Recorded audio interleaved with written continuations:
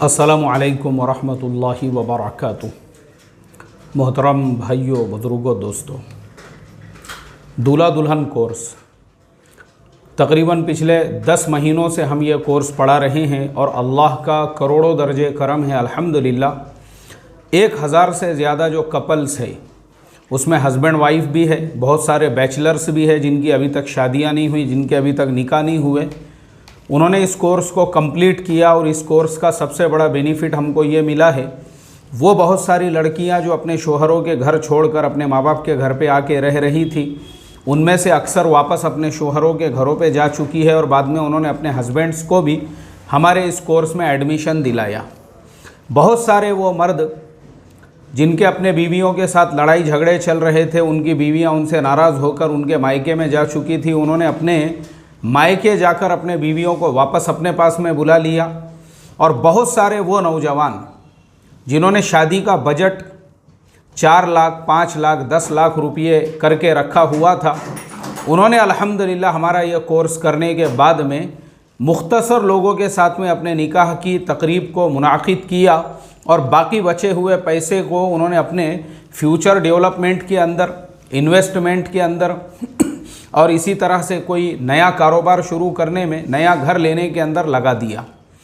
माशाअल्लाह हमारे जो 1000 स्टूडेंट्स यानी उससे ज़्यादा जिन्होंने अल्हम्दुलिल्लाह ये हमारा कोर्स किया है, वो एक सेटिस्फाइड लाइफ जी रहे हैं, अपनी शादीशुदा ज़िंदगी को इंजॉय कर रहे हैं।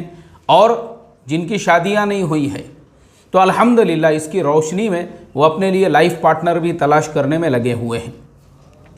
इसी तरह से कुछ केसेस तो ऐसे भी है जहाँ पे हस्बैंड एंड वाइफ दोनों के बीच में 498 के मसले मसाइल चल रहे थे। लड़की वालों ने लड़के वालों पर 498 के केसेस कर दिए हुए थे।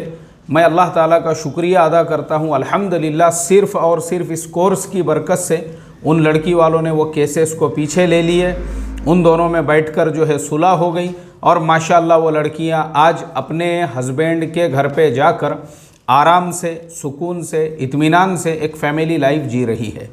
तो इसलिए मोहतरम दोस्तों, ये हमारे दूल्हा दुल्हन कोर्स की खासियत है और आने वाले 1 तारीख़ से और हर महीने की 1 तारीख़ से नई बैच जो है इसकी शुरू होती है। आपसे बस इतनी दरख्वास्त ये है, चाहे आप बैचलर हो, शादीशुदा हो, मैरिड हो, अनमैरिड हो, कुरान हदीस की रोशनी में आपको मुआशरत वाला इस्लाम सीखना बहुत ज़्यादा ज़रूरी है। मेरा ये तजुर्बा है कि हमारे यहाँ पर मुसलमान समाज में, ख़ास तौर पे हम जो इंडिया में रहते हैं, हमारे यहाँ पर इबादत के लाइन से तो इस्लाम है। लोग चाश्त और इशराक़ की नमाज भी नहीं छोड़ते हैं, अवाबिन और तहज्जुद का भी एहतमाम करते हैं। इबादत के लाइन से हमारे यहाँ पे इस्लाम आ चुका है, मुजाहिदों के लाइन का इस्लाम आ चुका है। लेकिन सबसे बड़ी जो मुझे कमी नज़र आई है वो है मुआमलात और मुआशरत वाला इस्लाम।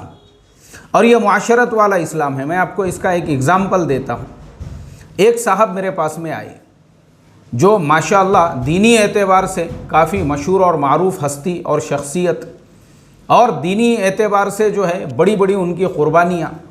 और वो आके मेरे पास में शिकायत करने लगे, बोले मौलाना हमारी जो बहू है वो मेरी और हमारे घर वालों की खिदमत ही नहीं करती, ना वो घर में जो है खाना पकाने के अंदर हमारे बीवी का ताउन करती है, ना ही कपड़े धोने में जो है ताउन करती है, ना ही दीगर चीज़ों के अंदर, बस वो अपने हस्बैंड की ही खिदमत में लगी हुई रहती है। और इस वजह से बोले मेरा तो कभी कभी दिल ये चाहता है कि मैं अपने फ़र्जंद से ये कहूँ कि भाई ऐसी लड़की जो हमारे घर पे आने के बाद में जो सास ससुर की खिदमत ना करे, वैसी हमारे घर पे रह के फ़ायदा क्या है। बोले उससे अच्छा तो ये है कि वो उसको छोड़ दे, वो उसको तलाक़ दे दे। तो मैंने वो बुज़ुर्ग को से ये कहा, मैंने कहा हाजी साहब मुझे ये बताइए, आपकी ज़िंदगी का इतना बड़ा जो ड्यूरेशन है, आप तहज्जुद छोड़ते हैं? बोले नहीं मुझे आज इतने साल हो चुके हैं, मैंने तहज्जुद नहीं छोड़ा, इशराक़ नहीं छोड़ा, वाबिन नहीं छोड़ा, चाश्त का मेरा जो है वो नहीं मैंने छोड़ा, और माशाअल्लाह क़ुरबानियाँ भी मैं देता हूँ। और बहुत सारी बातें उन्होंने अपने दीनी लाइन से और दीनी एतबार से मुझे बताई। मैंने कहा ठीक है, ये सारी बातें जो आपने बताए हैं ये सब बातें अपनी जगह पे सही है, लेकिन मेरा आपसे सवाल ये है, ये मुआशरत वाले इस्लाम में क्या आपको ये नहीं पता है कि एक लड़की जब वो निकाह करके घर में आती है तो उसके ऊपर सबसे बड़ा और सबसे ज़्यादा जो हक़ होता है वो सिर्फ़ और सिर्फ उसके शोहर का होता है। सास ससुर की अगर वो खिदमत कर रही है तो ये एक ऑप्शनल है, उसकी मर्ज़ी की बात है। वो अपने मर्ज़ी से अपने खुशी से अगर कर रही है बहुत अच्छी बात है, और अगर नहीं कर रही है तो आप उस पर जबर नहीं कर सकते, आप उस पर ज़ोर नहीं डाल सकते, इसलिए कि उसके ज़िम्मे खिदमत जो है वो सिर्फ़ और सिर्फ उसके शोहर की फ़र्ज़ है। अब आप बोलेंगे कि वो घर में कपड़े नहीं धो रही है, आपके घर में 10 लोगों के कपड़े हैं, वो थोड़ी नौकरानी है आपके घर के 10 लोगों के कपड़े धोएंगी। आपके घर में 10 लोगों का खाना बनाना है तो आप उसके लिए नौकरानी रखो ना, वो बहू की जिम्मेदारी नहीं है। ये प्रॉब्लम है हमारे समाज का।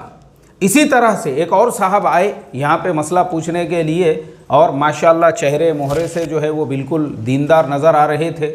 उन्होंने ये कहा, बोले हमारे मियाँ बीवी में लड़ाई झगड़े होते हैं। मैं बोला क्यों होते हैं लड़ाई झगड़े? बोले मैं बीवी को अक्सर जो है पीट देता हूँ। मैं बोला क्यों पीटते हो? बोले इसलिए पीटता हूँ क्योंकि वो मेरे माँ का नहीं सुनती है। तो मैंने उनको समझाया, मैंने कहा ये तो हराम है, नाजायज़ है आपका उसको पीटना, उस पर हाथ उठाना, उस पर जुल्म करना, उस पर अत्याचार करना, इसलिए कि अगर वो आपका नहीं सुनती है तो उस सूरत के अंदर शरीयत की कुछ हुदूद है। आपकी नाफरमानी करती है तो शरीयत की कुछ हुदूद है, आपकी माँ का कोई सवाल ही नहीं पैदा होता। ये प्रॉब्लम क्यों है? ये इसलिए है कि हमको मुआशरत वाला इस्लाम पता नहीं है। बहुत सारे मसाइल है यहाँ। ऐसे ही लड़कियों के लाइन से भी बहुत सारे मसाइल है कि एक आदमी वो अपनी माँ के ऊपर खर्च कर रहा है और बीवी जो है अपने हस्बैंड से झगड़े कर रही है कि तुम अपनी माँ को क्यों पैसे दे रहे हो, उसका इलाज क्यों करा रहे हो, उसको दवाखाने में क्यों लेकर जा रहे हो, जबकि इस औरत को बोलने का एक पैसे का भी हक़ और अधिकार नहीं है। और उस बात को लेकर वो शोहर का घर छोड़ के अपने माँ बाप के घर पे जा रही है और बाद में जो है खुला की मांग कर रही है। बोले मेरा शोहर अपनी माँ पर, उसकी बहनों पर, उसके माँ बाप पे दिल खोल के पैसा खर्चा करता है। तो बिल्कुल करेंगा वो, क्योंकि वो उसके माँ बाप है। तो ये तेरा स्पेस नहीं है कि तू वहाँ पे इंटरफेयर करके अपने शोहर को उसके माँ बाप पे, उसके बहनों पे पैसा खर्च करने से रोके, क्योंकि ये उसका अपना मुआमला है। वो तेरे हुकूक बराबर से अदा कर रहा है तो तुझे इस बात का कोई राइट नहीं है। ऐसे ही एक लड़की के अब्बा जान वो मुझे फ़ोन करके कह रहे हैं, बोले मौलाना हमारे दामाद को खिलाने के लिए कोई अमल है कि आपके पास में? मैं बोला क्यों? नहीं, बोले वो अपने माँ बाप का जो है ना ज़्यादा ही ग़ुलाम बना हुआ है, वो हमारे बेटी पे उतना ध्यान नहीं देता। मतलब ध्यान नहीं देता मतलब क्या करता? मैं बोला हूँ। बोले नहीं, वो उसके माँ बाप ने जो बोले उनकी बात सुनता है, माँ ने जो बोली उसकी बात सुनता है। ठीक है, मैं बोला वो अपनी जगह पे सही है, लेकिन आपके बेटी का कौन सा हक़ उसने अदा नहीं किया? क्या वो आपके बेटी को मारता है? नहीं। क्या उसने आपके बेटी को फाके से रखा हुआ है? नहीं, वैसा कुछ भी नहीं है। जब ऐसा कुछ भी नहीं है तो तू तेरा देखना बुढ़ऊ, तू तेरा देख रहे। मैं बोला तू तेरे घर पे जो बैठा हुआ है ना तस्बीह पढ़ते हुए, बेटी के घर में ओवर इंटरफेयर करने की तुझे ज़रूरत क्या है? तू तेरा देख। लेकिन ये प्रॉब्लम क्यों है? क्योंकि मुआशरत वाला इस्लाम पता नहीं है। बाप को इससे कोई लेना देना ही नहीं है, लेकिन वो ज़बरदस्ती का टेंशन में है कि बेटी के घर में जो है मेरा दामाद, उसकी नौकरी है, उसकी सैलरी आ रही है, उसकी दुकान चल रही है, और वो अपने भांजे भतीजों को जो है उनको कपड़े दिला रहा है, उनको साइकिल दिला रहा है, उनको जो है बाइक दिला रहा है, और उनको उनके पढ़ाई पे पैसा खर्चा कर रहा है। तो ज़बरदस्ती ये अपने गाँव में बैठे बैठे अपने घर में इसको टेंशन आ रहा है कि मेरा दामाद जो है अपने माँ बाप के ऊपर उसके भांजे भतीजों पे क्यों खर्च कर रहा है। ये सिर्फ इसलिए है क्योंकि उसको मुआशरत का इस्लाम पता नहीं है। लड़की के उस बुढ़ऊ बाप को ये मालूम ही नहीं है कि तेरा स्पेस सिर्फ इतना है कि उन्होंने अगर तेरे बेटी पे जुल्म किया, उसको खाने नहीं दे रहे हैं, नानो नफ़क़ा में कुछ कमी कर रहे हैं, तो तू फिर उसके बाद में ये इशू रेस कर सकता है, ये जो है शिकायत कर सकता है कि मेरे बेटी को वहाँ पे जो है खाना नहीं दिया जा रहा है, या उस पर जुल्म हो रहा है, सितम हो रहा है। तेरी बेटी वहाँ पे हट्टी कट्टी है, माशाल्लाह उसके आंग पे चर्बी के थर लग चुके हैं, और इसको ज़बरदस्ती का टेंशन इस बात का है कि दामाद अपने माँ बाप पे, अपनी बहनों पे, अपने रिश्तेदारों पे क्यों खर्च करता है। तो इसके लिए मोहतरम दोस्तों मेरी आप तमाम लोगों से रिक्वेस्ट है, मुआशरत का इस्लाम सीखो, मुआशरत का, और वो आपको सीखने मिलेगा हमारे दूल्हा दुल्हन कोर्स से। अभी अजान हो रही है इसलिए मैं अपनी बात को ख़त्म कर देता हूँ। नीचे नंबर है, उस पर व्हाट्सएप पे अपना नाम, अपना मैसेज कीजिए। दुनिया के किसी भी कोने से, चाहे आप शादीशुदा हो या गैर शादीशुदा हो, इसमें आप एडमिशन लीजिए और मुआशरत का इस्लाम सीखिए। अस्सलामु अलैकुम वरहमतुल्लाहि वबरकातुहू।